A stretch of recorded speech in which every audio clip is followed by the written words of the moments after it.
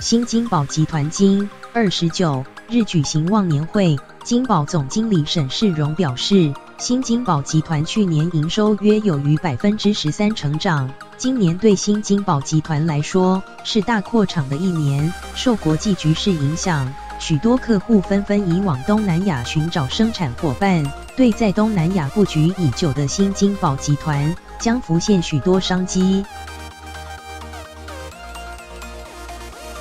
沈世荣表示，新金宝已在泰国布局超过30年，菲律宾深耕超过18年。以泰国、马来西亚与菲律宾的员工人数来看，去年已达35000人，今年预计会超越5万人。因为美中贸易战，也为新金宝集团带来商机。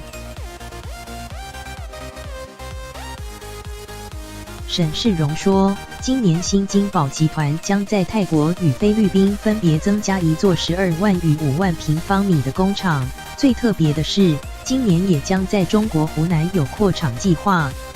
沈世荣强调，新金宝集团今年将相当值得期待。今年新金宝也有新的转投资案，沈世荣说明，今年集团转投资通宝半导体，经过2年布局，旗下自行开发的晶片也将在今年第4季进行量产。在晶片布局成熟之后，新金宝集团将朝从晶片设计、零组件到组装的垂直整合厂迈进。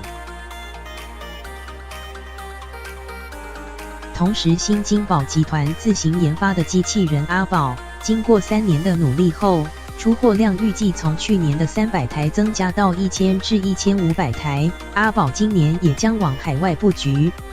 谈到工厂本身的发展，泰金宝总经理邹孔训表示，目前在菲律宾方面，订单已经持续涌入，菲律宾厂也在赶工，预计第2季完成。泰国则朝自动化工厂布局前进。邹孔训强调，泰国厂在自动手臂、智能仓库与大数据管理等方面都已达首屈一指的程度。他也透露，新金宝集团今年已与更多客户接触。